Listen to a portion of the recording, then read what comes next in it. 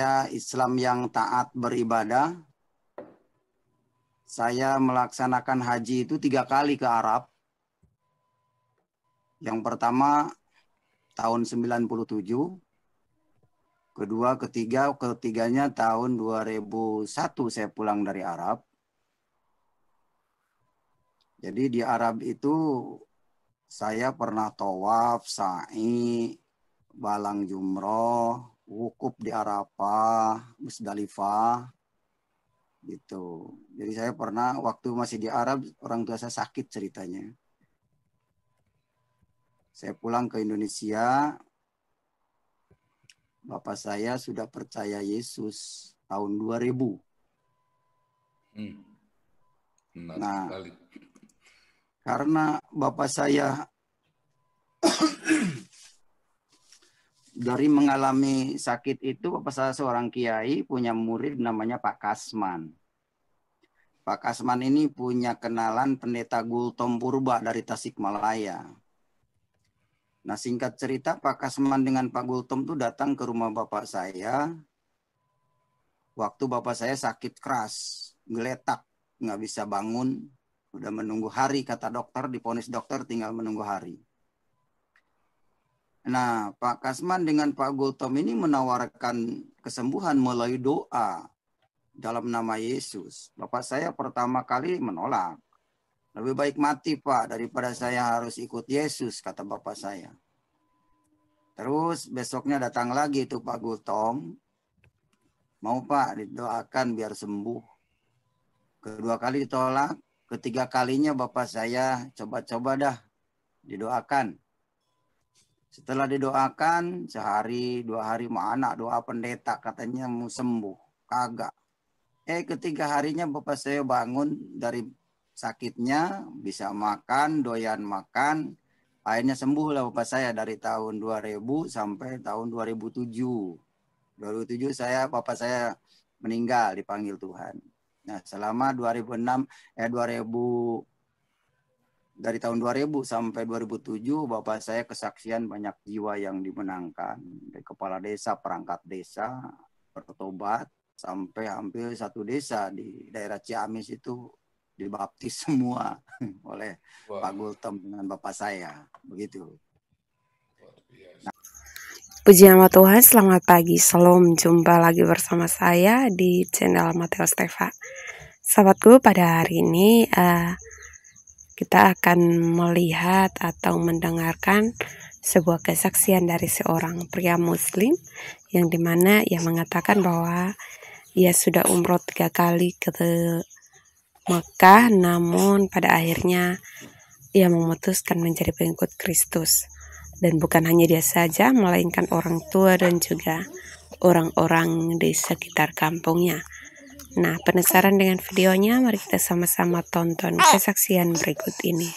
Saya Islam yang taat beribadah. Saya melaksanakan haji itu 3 kali ke Arab. Yang pertama tahun 97. Kedua, ketiganya tahun 2001 saya pulang dari Arab. Jadi di Arab itu saya pernah tawaf, sa'i, balang jumroh, wukuf di Arafah, Musdalifah, gitu. Jadi saya pernah waktu masih di Arab, orang tua saya sakit ceritanya. Saya pulang ke Indonesia, bapak saya sudah percaya Yesus tahun 2000. Nah, karena bapak saya dari mengalami sakit itu, bapak saya seorang kiai punya murid namanya Pak Kasman. Pak Kasman ini punya kenalan pendeta Gultom Purba dari Tasikmalaya. Nah, singkat cerita, Pak Kasman dengan Pak Gultom itu datang ke rumah bapak saya waktu bapak saya sakit keras, geletak, nggak bisa bangun, udah menunggu hari, kata dokter, diponis dokter tinggal menunggu hari. Nah, Pak Kasman dengan Pak Gultom ini menawarkan kesembuhan melalui doa dalam nama Yesus. Bapak saya pertama kali menolak. Lebih baik mati Pak daripada saya harus ikut Yesus, kata bapak saya. Terus besoknya datang lagi itu Pak Gultom. Mau Pak didoakan biar sembuh. Kedua kali ditolak. Ketiga kalinya bapak saya coba-coba dah didoakan. Setelah didoakan sehari 2 hari mana doa pendeta katanya mau sembuh. Kagak. Ketiga harinya bapak saya bangun dari sakitnya, bisa makan, doyan makan. Akhirnya sembuh lah bapak saya dari tahun 2000 sampai tahun 2007. 2007 bapak saya meninggal dipanggil Tuhan. Nah, selama 2006 2000 dari tahun 2000 sampai 2007 bapak saya kesaksian banyak jiwa yang dimenangkan, dari kepala desa, perangkat desa bertobat sampai hampir 1 desa di daerah Ciamis itu dibaptis semua oleh Pak Gultom dengan bapak saya, begitu. Nah, tahun 2003 saya pulang Arab kan tahun 2001, pulang dari Arab terakhir tuh.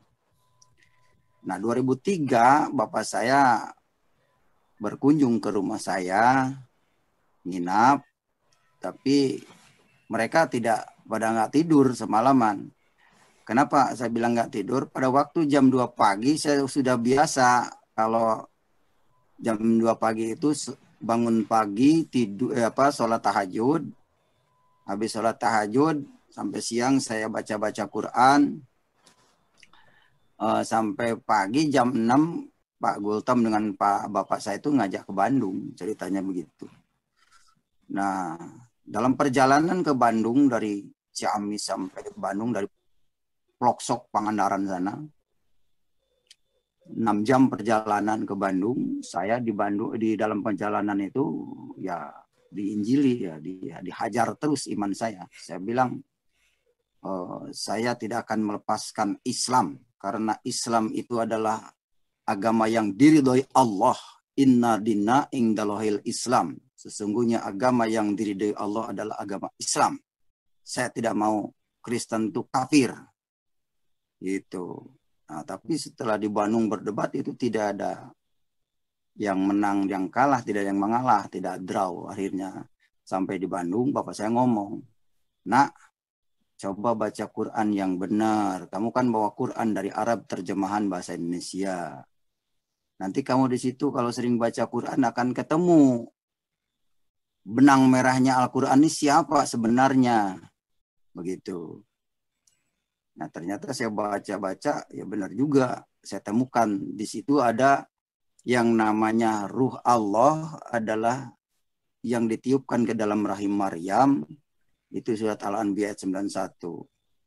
Kemudian surat Al-Imran ayat 45 juga dikatakan Isa Al-Masih itu adalah kalimatullah yang datang dari Allah.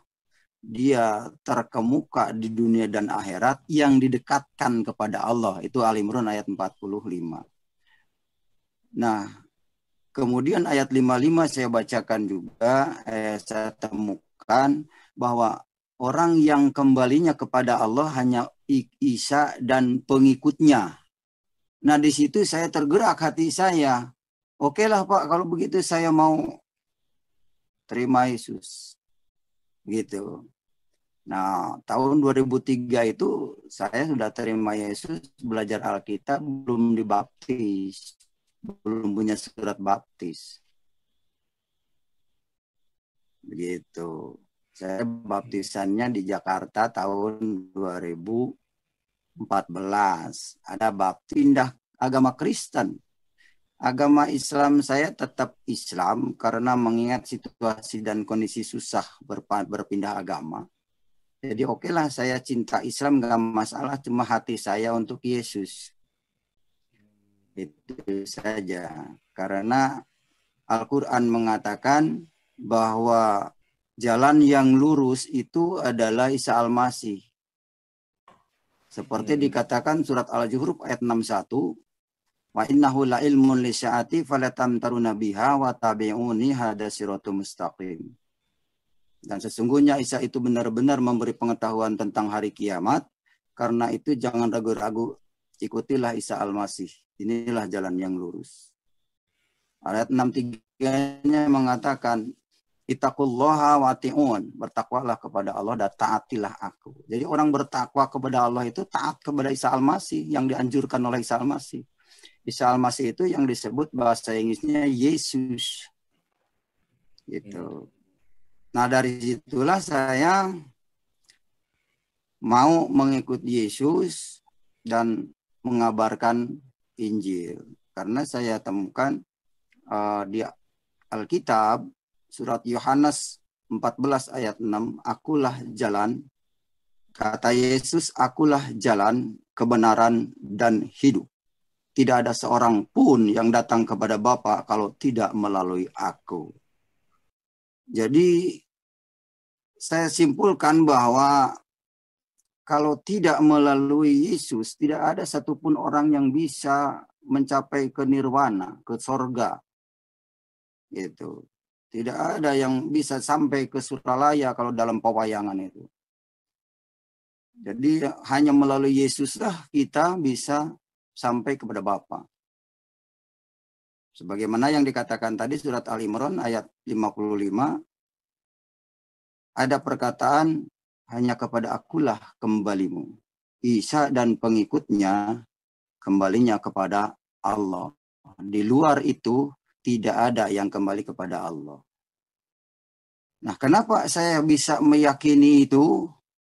Karena yang selama ini saya pelajari dari kecil, seperti rukun Islam, rukun iman, itu saya cari rukun Islam di Al-Quran tidak ada. Saya selama ini belum pernah menemukan rukun Islam secara terinci, arkanul islamin homsatun. Pirang-pirang rukun Islam itu ada 5, syahadat, sholat, zakat, puasa, dan haji. Itu adanya di kitab kuning. Kitab apa namanya? Kitab Safinatun Najah. Boleh saya kasih contoh nih. Ini kitab yang dikarang oleh Syekh Nawawi Al-Bantani dan Syekh Salim bin Samir dari Hadramaut, Yaman. Ini kitab ini mazhabnya Imam Syafi'i. Jadi selama ini saya melakukan sholat, zakat, puasa, munggah haji itu dari kitab karangan ini, bukan dari Al-Quran. Nah, ini yang perlu saya sampaikan ke seluruh umat Islam. Jadi jangan berharap ingin masuk surga dari kitab karangan. Ini karangan manusia. Ini di sini dijelaskan. Jelas ya, kelihatan? Nah, ini yang namanya rukun Islam. Yang tadi saya sebut ada 5. Rukun Islam. Ini yang disebut kitab gundul. Kenapa gundul? Karena tidak ada harkatnya, ada tanda bacanya, tidak ada. Gitu. Jadi disebut kitab gundul, kitab kuning karena warnanya kuning. Substansinya adalah karangan para ulama. Nah, ini yang perlu diketahui oleh umat Islam di seluruh dunia. Ini yang dilakukannya dari kitab ini, bukan dari Al-Quran. Nah, saya ini hijrah ke Al-Quran. Dari kitab kuning, meninggalkan kitab karangan ini, saya hijrah ke Al-Quran, menemukanlah Isa Al-Masih. Isa Al-Masih adalah Yesus. Nah, biasanya kalau para ustadz yang mengomentari saya, sudah kehabisan dalil dia. Yang dikritiki apa? Yang pertama biasa songkok. Saya nggak boleh pakai songkok haji yang kayak putih. Karena itu produk haji. Sekarang nggak boleh lagi Assalamualaikum berbahasa Arab. Karena saya dianggapnya udah murtad. Ya, sudah Kristen nggak boleh Assalamualaikum. Berarti ya bahasa Arab itu hanya untuk Arab. Ya saya bersyukurlah. Saya orang Indonesia ya malah bersyukur kembali Pancasila. Markotop. Pancasila top Markotop. Top Markotop. Saya bersyukur karena tidak boleh berbahasa Arab. Jadi saya lepas dari assalamualaikum. Padahal assalamualaikum itu adalah kebaikan, mendoakan kepada orang-orang di depan kita. Jadi assalamualaikum itu adalah bentuknya adalah salaman. Itu salaman jabatan tangan itu assalamualaikum artinya. Assalamualaikum secara lisan itu untuk menyapa orang banyak dari jauh. Assalamualaikum secara wujud adalah jabatan tangan. Makanya aneh manusia kalah dengan semut. Semut setiap bertemu dengan temannya pasti ciuman dulu. Salaman dulu. Manusia nggak salaman kan nggak benar. Tapi memang ada betulnya juga dibuktikan dengan corona sekarang. Orang nggak boleh bersentuhan. Nggak boleh salaman. Gitu. Nah itu saya bisanya meninggalkan ajaran-ajaran yang dulu di pesantren ini ternyata ajarannya kitab kuning ini. Nah ini pesantren seluruh dunia ini mesti nyadarlah. Jadi jangan sampai Indonesia itu ingin diarabkan, ingin dijadikan bahasa Arab, ya, yang ke Arab-Araban sambil nggak ngerti Arab percuma. Saya sering ngetawain orang ustadz dari Indonesia yang hajian ke Arab.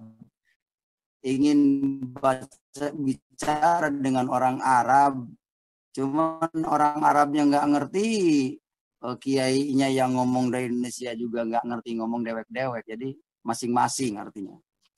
Saya bilang, waduh, kamu jago di Indonesia dengan berbahasa dengan orang Indonesia yang nggak ngerti Arab. Dengan Arab kamu nggak bisa ngomong loh.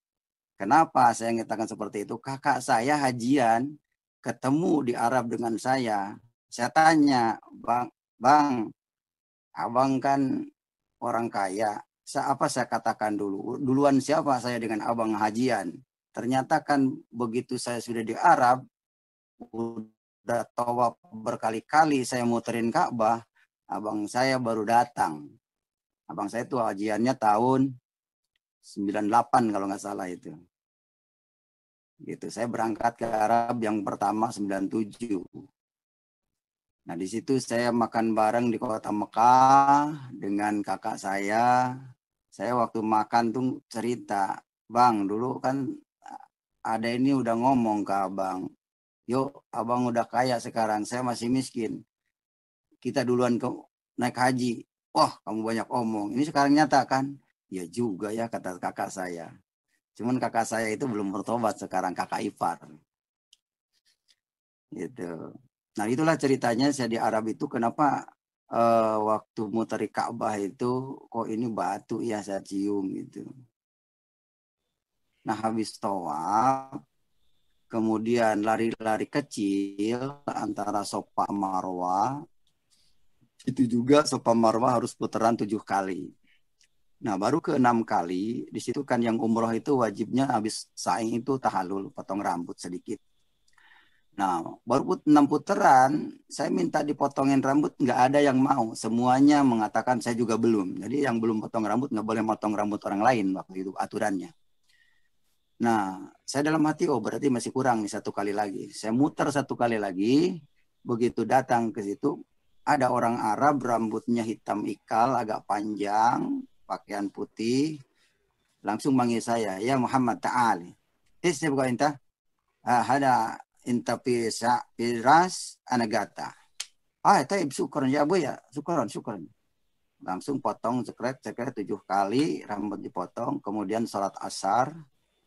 Sholat asar dengan dia, bareng takbiratul ihram Allahu Akbar, begini dia di samping kiri saya. Ketika selesai sholat, ruku sujud dia bareng dengan saya. Saya assalamualaikum kanan, assalamualaikum kiri, nengok orang itu sudah nggak ada. Saya kaget tuh, orang ini kemana? Pas nengok ke depan sudah ada di samping Ka'bah, dia lagi jalan-jalan.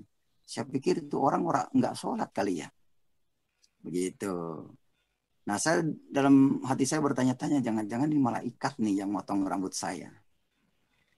Setelah ketemu sekarang, oh ternyata dia Yesus namanya mungkin gitu. Cuman nggak nanya waktu itu. Cuma dia panggilnya Muhammad ke saya. Jadi saya punya nama Muhammad itu diberikan oleh orang Arab. Kamu katanya namanya Muhammad. Loh, kenapa Muhammad? Karena waktu itu saya nyewa hotel di pemilik diawali dengan kata Muhammad. Nah, kalau di hotelnya miliknya Ahmadiyah, pasti saya diawali dengan kata Ahmad, gitu.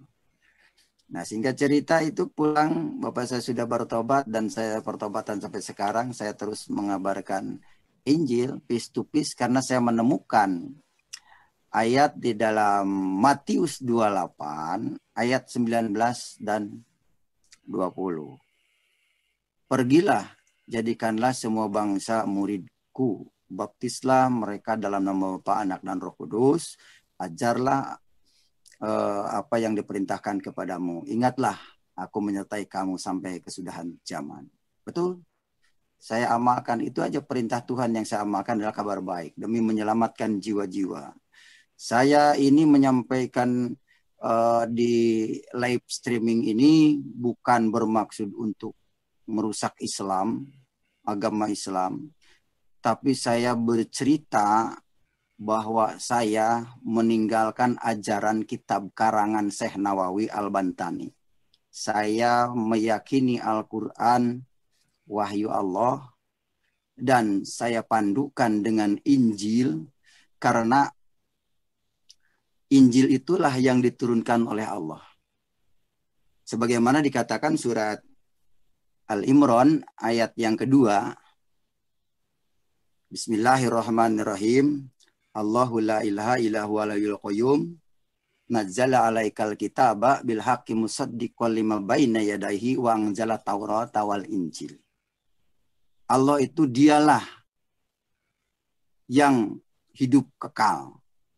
Isa Al-Masih kan hidup kekal. Yesus itu hidup. Dan nanti hari kiamat akan turun lagi. Kalau dia tidak hidup, tidak mungkin dia turun lagi di hari kiamat. Itu tertulis di surat An-Nisa ayat 159. Yang akan turun lagi di hari kiamat adalah Isa Al-Masih namanya. Nah, Isa Al-Masih dengan Yesus adalah satu sosok yang sama. Satu histori yang sama. Ya tidak salah lah kalau saya ibaratkan seperti ini. Saya ibaratkan dengan pisang. Di Indonesia itu ada pisang. Di Arab pisang namanya mos. Di Inggris namanya apa? Banana. Betul? Tapi wujudnya ya bentuknya itu juga gitu. Makanya saya tafsirkan bahwa Isa, Yesus itu sebetulnya manusia yang sama. Begitu. Nah, di surat Al-Imran tadi bahwa yang diturunkan oleh Allah itu Taurat dan Injil, bukan hadis dan fikih, bukan ijma dan kias. Nah, ini yang akan saya perlu luruskan kepada saudara-saudara kita yang masih Islam, bahwa Allah tidak menurunkan kitab hadis, kitab fikih. Karena hadis itu hanya riwayat Nabi yang dicatat oleh para sahabat. Yang dicatat oleh para sahabat Nabi. Itu riwayat yang disebut hadis. Yang mencatat itu hadis Bukhari Muslim, hadis Muslim, hadis riwayat Bukhari Muslim, ada Anas bin Malik. Banyak lah pokoknya hadis-hadis itu perawi-perawinya banyak. Jadi itu juga termasuk karangan Bukhari, karangan manusia. Nah, sebetulnya umat Islam ini mengikuti doktrinnya atau fikihnya orang Arab. Arti fikih itu kan pengertian orang Arab. Jadi saya kembali kepada apa yang kitab yang diturunkan oleh Allah adalah Taurat dan Injil. Makanya saya mengimbau kepada saudara-saudaraku yang belum hijrah kepada Taurat dan Injil, mari selagi ada kesempatan kita hidup, berbuat baik, hijrah kepada Taurat dan Injil. Karena di masih surat Al-Imran, barang siapa yang mengingkari Taurat dan Injil akan menerima siksa yang sangat pedih. Akan menerima siksa yang berat, yaitu masuk neraka. Karena Taurat dan Injil itu adalah firman Allah.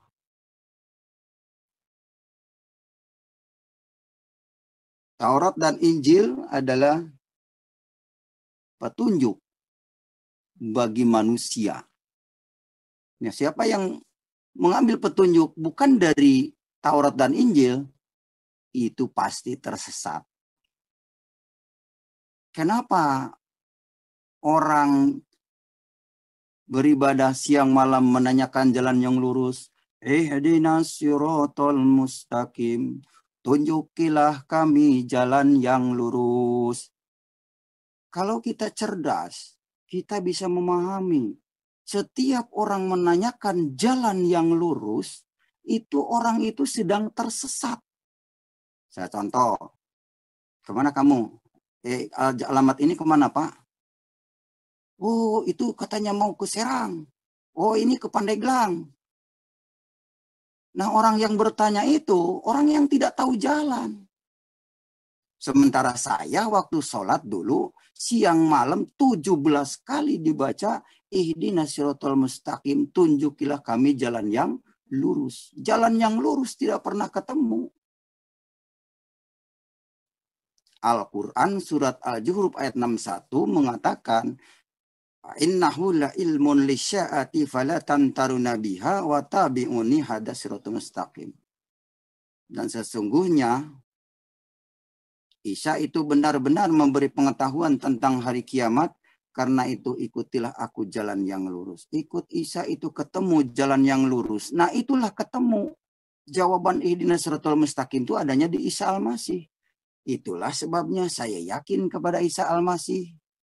Karena Isa Al-Masih adalah nabi yang tertulis di dalam kitab Taurat dan Injil. Itu keterangan petunjuk dari Al-Quran. Surat Al-A'raf ayat yang ke-157 berkata, ikutilah nabi yang namanya kamu dapati di dalam Taurat dan Injil. Ya, siapa lagi kalau bukan Yesus? Nah, setelah mendengar saya ini, masihkah saudara mau jadi mu'alaf? Pilihan ada pada saudara. Masihkah saudara yang mu'alaf mau kembali kepada Alkitab, Taurat, dan Injil? Pilihan juga ada pada saudara. Saya tidak akan mengajak dengan pepaksa kepada saudara. Saya hanya menyampaikan inilah kebenaran. Al-Quran ini katanya wahyu Allah. Kenapa tidak dipercaya? Kenapa lebih memilih kitab kuning seperti ini? Hah? Kenapa memilih kitab karangannya Syekh Nawawi? Nah, itu yang jadi pertanyaan. Dan yang ingin saya katakan di sini, di Al-Quran tidak ada nama Nabi Muhammad bin Abdullah. Tidak ada nama Abdullah di Al-Quran.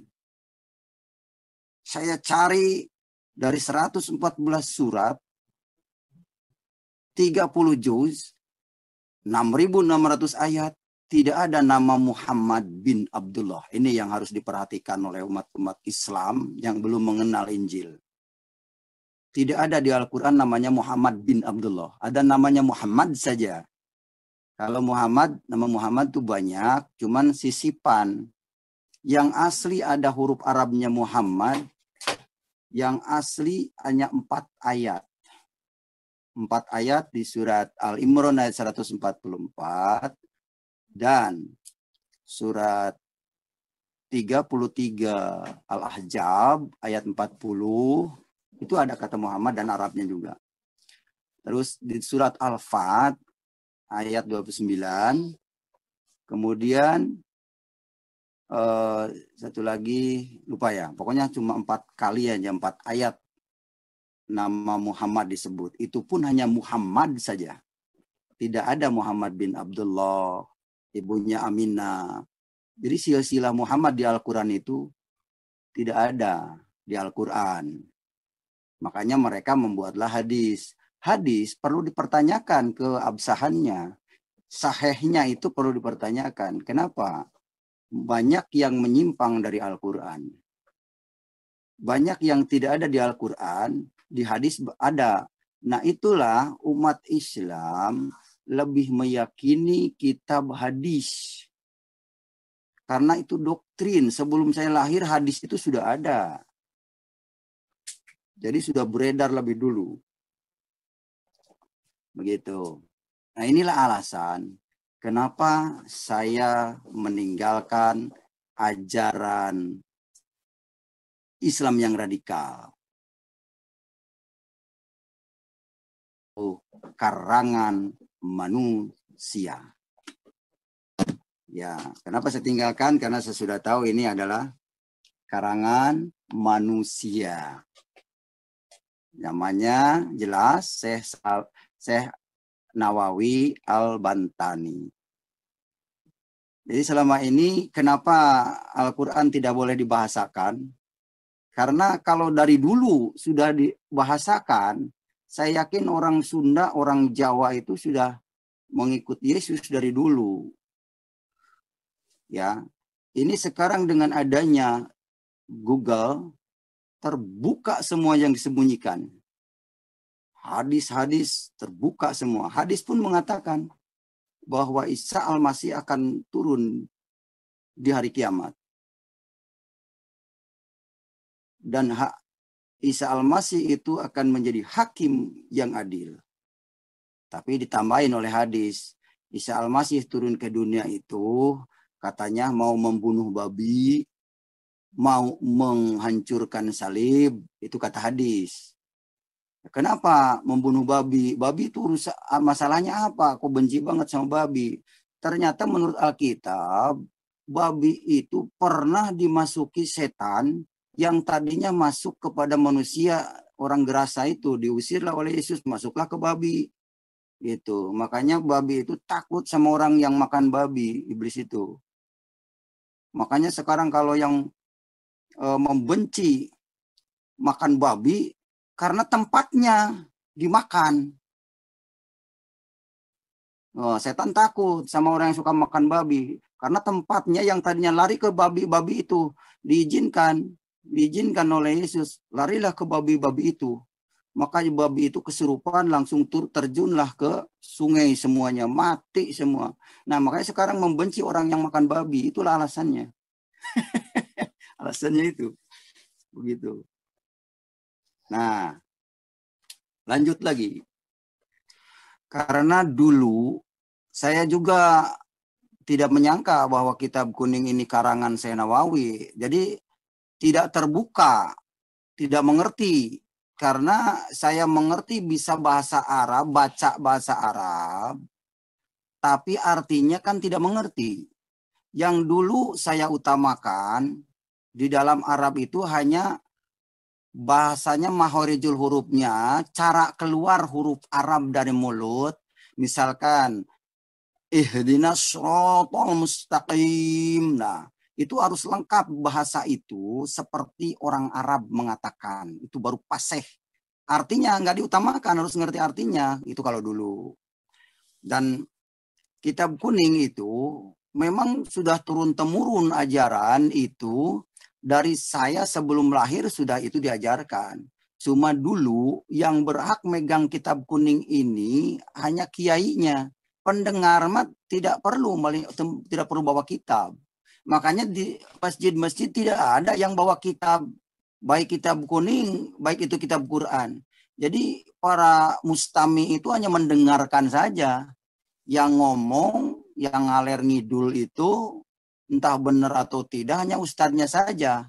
Karena saya merasakan, pernah mengalami begitu. Saya pernah mengalami. Jadi yang pegang kitabnya khusus kiainya. Kalau di gereja mungkin pendetanya saja, yang jemaatnya mendengarkan saja. Tapi kalau di gereja, saya rasa semuanya bawa Alkitab. Ketika pendetanya melenceng dari ajaran kitab, itu masyarakat, jemaat bisa tegur. Nah kalau di Islam bagaimana mau tegur? Selesai ngaji bubar, udah lupa lagi itu pengajaran. Yang diingat oleh para jemaat di masjid itu, kalau ustadznya lucu, bisa bikin ketawa, nah itu baru ingat terus. Seperti Ustadz Jepri dulu, Jainuddin MZ, nah seperti dulu misalkan sekarang Abu Somad, yang bisa melucu lah. Nah, Gus Nuril gitu kan, yang bisa melucu aja, yang bisa dikenal oleh masyarakat. Kalau ngerti mah kagak, kelakuannya tetap aja nggak ada perubahan karena nggak ngerti. Itu namanya pengajian telinga. Karena ada ayatnya dia Al-Quran bahwa perintah dari Ustadz itu sami'na wa ata'na. Dengarkan dan taati. Ngerti nggak ngerti, taati. Nah itu. Mungkin dalam Alkitab mungkin dikatakan, ya ngerti nggak ngerti, imani aja lah. Sama dengan itu. Sami'na wa ata'na. Gitu. Itu mengenai kitab kuning. Oke lah, semua pasti kitab kuning. Karena mereka tidak mengerti kitab kuning itu dari mana. Kalau dulu saya juga tidak terbuka bahwa kitab itu karangan. Saya itu terbukanya setelah dari Abraham. Roh Kudus yang menyingkapkan ke dalam hati saya bahwa kata Roh Kudus, coba buka kapar depannya. Itu kitab kuning, siapa pengarangnya? Ternyata saya cek, oh, Syekh Salim bin Samir, Syekh Nawawi, Imam Syafi'i. Nah di situ saya kaget, waduh, jadi selama ini saya mengikuti kitab karangan manusia. Makanya saya sujud syukur setelah mengenal Yesus. Tuhan, terima kasih saya sudah dijamah Tuhan, dipilih Tuhan untuk diselamatkan. Sehingga saya terlepas dari kitab kuning itu. Sehingga terlepas dari karangan orang itu. Begitu. Sebab di dalam surat Al-Jurub, surat 43 Al-Jurub ayat 36 dikatakan, "Wa man ya'su an dzikri rahmani nuqayyid lahu syaiton." Artinya, barang siapa yang berpaling dari pengajaran yang maha pemurah dalam kurung Al-Quran, maka ditemani setan. Setan itulah yang menjadi temannya. Jadi tidak heran kalau ada teman-teman kita yang radikal begitu. Karena mereka tidak mengerti artinya Al-Quran. Mereka itu ngaji hanya mendengarkan kata ustadz, kata kiainya. Mereka tidak punya dalil, tidak punya catatan. Jadi arti dalil itu adalah catatan, bahasa Arabnya itu dalil. Gitu. Kemudian bagaimana saya setelah menerima Yesus ada intimidasi? Banyak banget. Nah, saya jadi tahu di situ. Jahatnya mereka itu saya merasakan, bukan kata orang. Contoh sekarang ada Fitri itu yang dari Aceh. Saya juga diperlakukan seperti itu. Saya sekarang ngontrak di satu kamar ukuran 3x4, berempit-empit. Pindah-pindah saya kemana-mana. Ke Banten, ke Serang, ke Anyer. Terus saya ke mana, Jawa Tengah. Pak, saya pernah pindah lagi ke Kalimantan. Tetap aja, di mana tempat saya diintimidasi. Kalau soal tidak sholat tidak masalah di dalam Islam. Tapi kalau mengikut Yesus sangat bermasalah. Sangat orang itu menghalalkan darah orang mengikut Yesus. Itu masalahnya saya mengalami. Dulu juga kalau saya tidak diselamatkan oleh Kapolsek di kampung saya itu, jam 12 malam saya sudah nggak ada kayaknya. Tapi Tuhan Maha Penolong dan Penyelamat. Itu saya merasakan ayat itu. Tuhan tidak akan mencelakakan. Sehelai rambut pun yang ada di kepalamu tidak akan jatuh tanpa izinku. Itulah Muhammad Kace semakin yakin. Saya mengalami itu.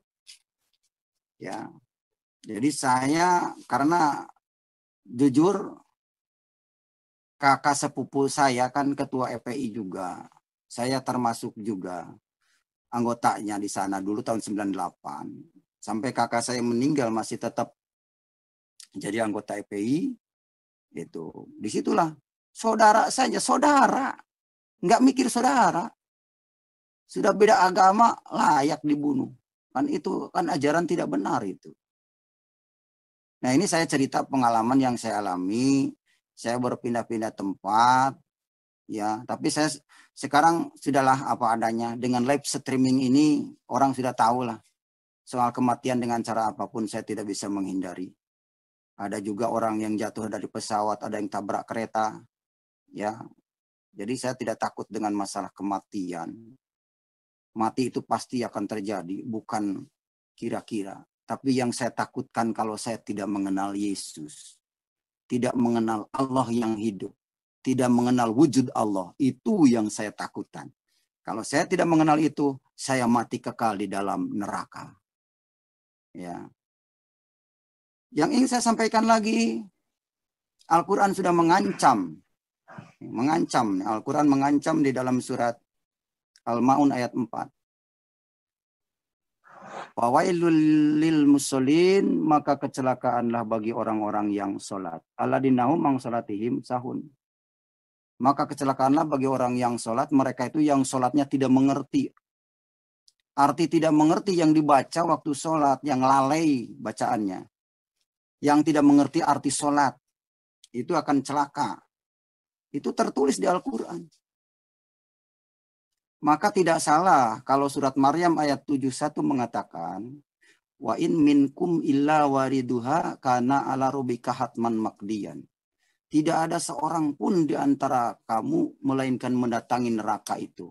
Hal itu suatu kemestian yang sudah ditetapkan oleh Allah.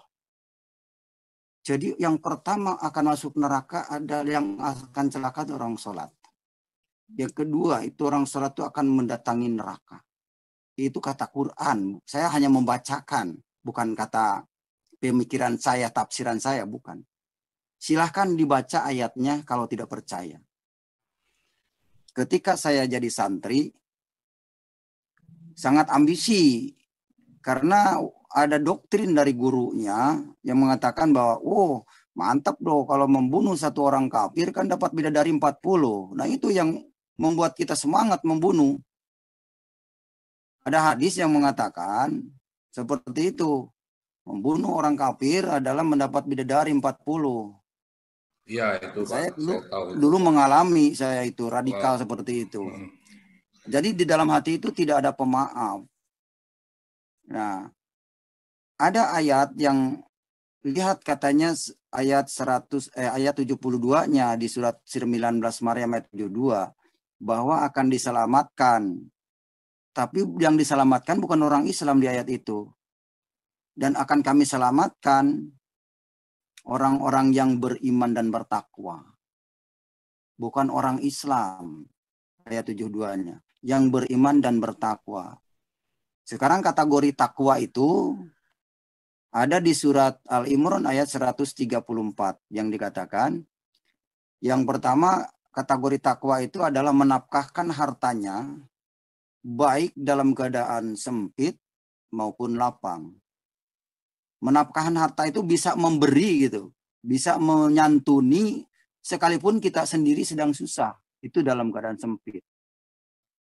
Dalam keadaan lapang, kalau banyak rezeki bisa berbagi ke orang lain. Itu salah satu takwa, kategori takwa. Yang kedua, orang bertakwa itu bisa menahan amarahnya, tidak mengumbar nafsu, tidak mengumbar emosi, bisa menahan amarah, itu salah satu takwa. Dan yang ketiga, salah satu kategori takwa itu yang saya temukan di dalam Al-Quran Al-Imran 134 itu, bahwa mengampuni orang yang bersalah kepada kita. Nah ini berat memang, mengampuni orang bersalah. Kalau dulu saya pendendam, jangankan kepada orang lain, kepada istri pun pernah saya tabok dulu. Sebelum saya mengenal Yesus. Tapi setelah mengenal Yesus, hidup saya damai, sejahtera, bahagia. Tidak ada musuh dengan siapapun. Tidak ada membenci. Beda agama, tidak ada yang benci. Kalau dulu, kalau beda agama, udah kafir. Layak dibunuh. Itu dulu. Ya, itu dulu. Jangan disamakan. Sekarang kagak. Sekarang udah milik Kristus. Saya belajar ingin serupa seperti Yesus. Nggak apa-apa, makanya saya berani tampil di sini karena ingin meluruskan kebenaran ini. Jangan sampai saya bersekongkol dengan mereka yang pembohong. Ya, yang anehnya, yang mereka berbuat menghujat negara, menghujat presiden, ingin menurunkan Presiden Jokowi. Mereka bebas berkhotbah di publik. Kenapa saya yang benar tidak diizinkan? Kan aneh, harus sembunyi-sembunyi. Ya, padahal surat An-Nisa ayat 59 berkata, atiullaha wa atiur rasul. Taat kepada Allah, taat kepada utusannya. Wa atiur rasul wa ulil amri minkum. Taat kepada Rasul, taat kepada pemerintah setempat. Berarti sekarang Rasul sudah tidak ada, taatlah kepada aturan pemerintah. Jangan menghujat pemerintah yang resmi, yang sah. Hormatilah suara mayoritas. Berilah kesempatan Pak Jokowi sekarang 10 tahun. Kalau bisa nanti naikin lagi 5 tahun lagi. Biar lawan-lawannya semakin geseng telinganya. Begitu. Jadi Pak Jokowi ini benar membangun negara bangsa Indonesia, memulihkan Indonesia lagi dari jajahan-jajahan bahasa Arab. Saya ingin mengembalikan bahwa Indonesia ini pulihlah dengan bahasanya sendiri. Bahasa Arab itu milik orang Arab, sudah kembalikanlah ke Arab, jangan jadi ribut-ribut dengan bahasa Arab. Sholat juga, sudahlah, pakai bahasa sendirilah masing-masing, karena Allah itu tahu bahasa masing-masing. Allah itu tahu bahasa Sunda, Jawa, Batak, Ambon, ngerti. Jadi saya lebih cenderung benar Pancasila. Pancasila silahkan. Agama apapun beribadah sesuai keyakinannya. Jangan saling ganggu. Hormatilah keyakinan orang lain. Saya di dalam hal ini bukan mengganggu keyakinan mereka. Bukan. Mau sembah Ka'bah silahkan. Mau tetap menyembah batu silahkan. Cuma saya mah sudah tahu nggak mau. Kan begitu. Masa saya harus ikut-ikutan mereka yang tidak tahu? Nah ini. Jadi kalau mengerti ayat Al-Nisa ayat 59 tidak mungkin orang Indonesia menghujat pemimpinnya sendiri. Karena patut pemimpin kita itu dihormati. Wakil Tuhan loh. Wakil Rasul. Karena sudah 1441 di Indonesia ini sudah tidak ada Rasul lagi. Jadi wajar sekarang kalang kabut. Banyak aliran, banyak kepercayaan, banyak imam, banyak yang serigala berbulu domba. Semuanya ingin diikuti. Di Islam saja berupa aliran. Ahmadiyah, Muhammadiyah, Sunnah wal Jamaah, Persis, NU, dan sebagainya. Udah banyak itu. Nah kalau kita berpikir kenapa aliran agama itu begitu banyak. Ternyata saya analisa ujung-ujungnya mereka itu politik. Politik kekuasaan. Larinya ke politik. Coba kita bersatulah kembali kepada Pancasila. Indonesia itu akan damai. Sampaikanlah Pancasila ke seluruh bangsa. Sampaikanlah Yesus. Yesus itu Pancasila. Jadi tidak ada di Yesus, oh kamu mah harus bahasa Arab. Enggak, Batak, Ambon, Sunda. Ayo marilah datang kepadaku yang berbeban berat. Yang punya pergumulan, datang kepada Yesus. Maka aku akan memberikan kelegaan. Kuk yang aku pikulkan itu ringan dan entah. Amin. Ada di Alkitab. Makanya saya yakin kalau orang Indonesia mengenal Alkitab akan damai Indonesia. Oke. Nah kalau kita melihat dari ayat 156-nya, di situ dijelaskan, dan karena kekafiran mereka terhadap Isa. Jadi mereka itu karena kekafiran, arti kafir itu adalah inkar. Kafir itu sebelum Islam ada sudah diadakan oleh para imam dulu. Jadi karena kekafiran mereka terhadap Isa, tidak mau mempercayai, sehingga mereka menuduh bahwa kami telah membunuh Isa Rasulullah. Di situ juga dikatakan bahwa Isa itu Rasulullah.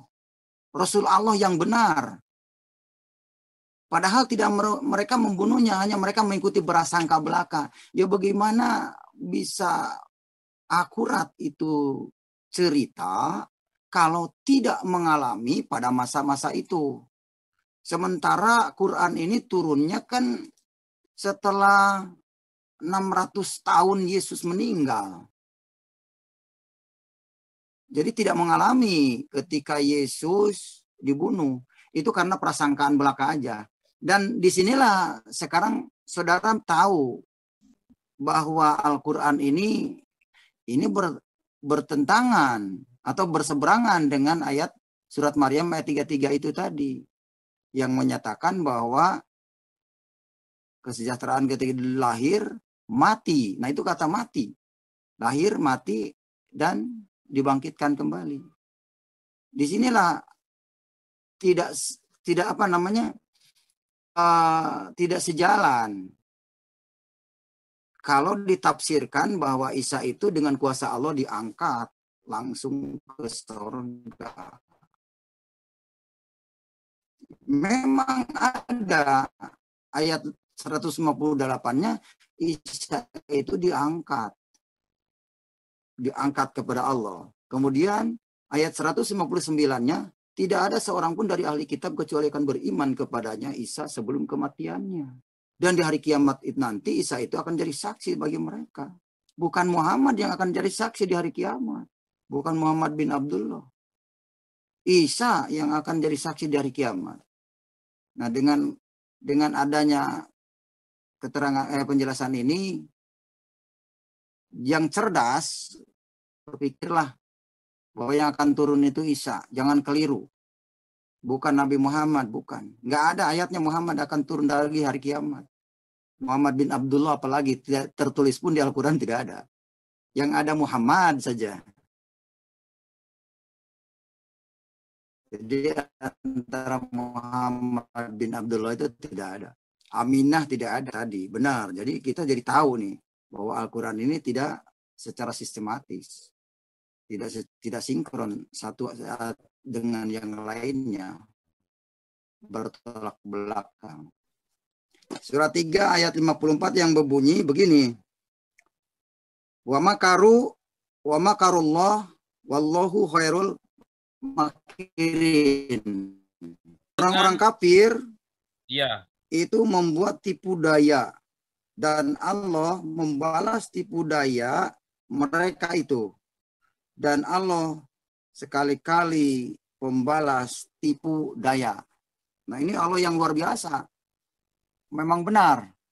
Ya contoh banyak lah yang makar untuk Indonesia, yang ingin merusak Indonesia, menghancurkan Indonesia. Sekarang dia sendiri yang hancur. Karena oleh Allah dibalikan rencana-rencana mereka. Mereka sudah mubahalah, berjanji. Tapi kalau itu mubahalahnya itu menimpa dirinya sendiri. Ya, saya contohkan itulah. Siapa itu yang nggak pulang-pulang dari Arab? Dia mau menghancur Indonesia. Itu maksudnya. Bang Toyib, Pak. Bang Toyib itu yang nggak pulang-pulang. Saya nggak bilang Bang Toyib aja ya. Nah, Bang Toyib itu nggak pulang-pulang. Dia kan mau makar, mau menerapkan hukum kitab kuning itu. Mau menerapkan fikih di Indonesia. Kan tipu daya mereka itu mau mengatakan ini dari Allah padahal bukan. Sekarang dibuktikan oleh Allah. Dia sendiri yang sengsara. Ya, nah itu maksudnya untuk Al-Imran ayat 54. Menurut pemahaman saya seperti itu. Bismillahirrahmanirrahim. Wa ma alamnahu sirra ma yambagillah in huwa illa dzikru wa Qur'anun mubin. Kami tidak mengajarkan kepadamu Muhammad syair berhubung tidak pantas bagimu. Itu surat Yasin ayat 69. Kalau semua umat Islam mengerti ayat itu bahwa Allah tidak mengajarkan syair, tidak ada lagi kiroat dimusabakunkan. Pasti tidak ada lagi adzan berkumandang. Karena surat Yasin mengatakan itu tidak diajarkan oleh Allah. Karena tidak pantas. Di hadapan Allah tidak pantas. Bukan itu yang Allah butuhkan. Jadi syair itu bukan ajaran Allah sebenarnya. Ajaran Daud. Syair itu adanya di dalam Jabur. Itu pakai nada namanya. Pakai bayati, jiharkah, yang tinggi itu jiharkah namanya. Itu ahli-ahli nada. Nanang Kosim tuh bagiannya. Atau Muammar Z.A. Nah, kalau dia mau pantas karena hidupnya jualan suara seperti itu. Jadi harus dibagus-bagus benar itu. Sama lah dengan Roma Irama, Inul Daratista, ya kan? Sama harus sesuai nada biar enak kedengarannya. Itu maksudnya nada itu. Jadi nada itu seperti Jawa Bil Jawa, bayati itu landai membaca yang seperti Subhanalladzi asra bi'abdihi lailam minal masjidil harami. Nah, itu bisa, itu namanya bayati, landai gitu. Nah, nggak penting itunya di hadapan Allah. Yang penting Allah tuh mengertinya. Ayat itu mengerti nggak? Kalau mengerti, kemudian lakukan. Gitu. Karena Al-Quran ini sama dengan petunjuk, wahyu. Kalau cara membuat roti itu konsep, resep yang harus disiapkan. Nah, kalau dibaca terus resepnya, jadi roti enggak? Kalau resep roti, pembuatan roti, kan tidak. Setelah ada resep, dibaca resepnya, mengerti, kemudian kita bertindak, siapkan. Di dalam resep itu mungkin ada tepung, ada telur, ada terigu, ada gula, ada coklat. Itu untuk bahan roti. Kalau ada mixer, kalau tidak disiapkan itu, bagaimana mau jadi roti? Dibaca terus. Demikian juga dengan Al-Quran. Dibaca terus, apalagi tidak mengerti, bagaimana hidup kita mau benar. Bagaimana hidup kita mau masuk surga. Itulah, ini saya contohkan seperti itulah. Ibarat seperti itu. Makanya wajar kalau saudara-saudara kita menanggapinya loncat-loncat, mencari ayat pembenaran supaya mencari ayat yang cocok, begitu. Karena saya juga dulu mengalami, saya terbukanya kepada Al-Quran ini setelah dibaptis. Jadi setelah menyatakan diri kepada Tuhan, bahwa saya berserah diri kepada Tuhan, setelah mengalami baptisan, baru hati saya terbuka. Jadi kalau tidak mengalami baptisan, tetap tertutup hati kita. Tapi kalau sudah mengalami baptisan, sudah mengalami doakan, itu saya apalagi sudah mengalami pencurahan Roh Kudus dari Paniko ya. Nah, itu terbuka banget. Jadi aku nanti mengerti arahnya kemana itu ngerti. Orang sholat akan masuk neraka tuh, kecelakaan orang sholat tuh jadi mengerti banget itu. Kalau dulu nggak ngerti sholat itu, saya pikir ibadah yang benar aja kepada Allah. Ternyata sholat itu yang 5 waktu itu tujuannya ke Ka'bah. Kita melihat dari bacaannya aja. Usolli fardhu dhuhri arba'a rakaati mustaqbilal Ka'bah. Ada alillahi ta'ala Allahu Akbar, itu takbiratul ihram yang begini. Ini namanya takbiratul ihram. Langsung sidakap begini. Jadi itu bacaannya seperti itu. Begitu. Jadi saya juga maklumi lah kalau dulu atau sekarang banyak yang menentang, banyak yang susah, bebal gitu. Saya juga karena dulu mengalami seperti itu. Ya setelah saya nekat, baptis saya dulu dah. Saya pengen tahu. Setelah baptis terbukalah hati saya. Jadi mungkin ini yang terakhir ya. Saya akan ditutup dengan pesan saya dalam live streaming ini. Oleh karena itu saya berpesan kepada para mu'alaf, Pak Yahya Waloni, Isan Mokoginta, terus Ustadz Kainama, dan lain-lain yang vokal di medsos. Ini pesan saya. Saudara sudah mengenal Taurat dan Injil, mengenal kebenaran Yesus Kristus, kembali sebelum kalian hangus dibakar api neraka. Tidak ada ayatnya orang murtad akan celaka di akhirat. Tidak ada ayatnya orang murtad celaka di akhirat. Tetapi orang sholat ditentukan akan celaka sesuai kisah 107 Al-Maun ayat 4 dan kisah 19 Maryam ayat 71. Ya, demikianlah kesaksian yang sudah kita dengarkan bersama. Sekian dan terima kasih. Jangan lupa dukung dan juga support channel ini dengan cara like, comment, subscribe, dan juga share. Sekali lagi terima kasih ya. Salam, sampai jumpa di kesaksian selanjutnya.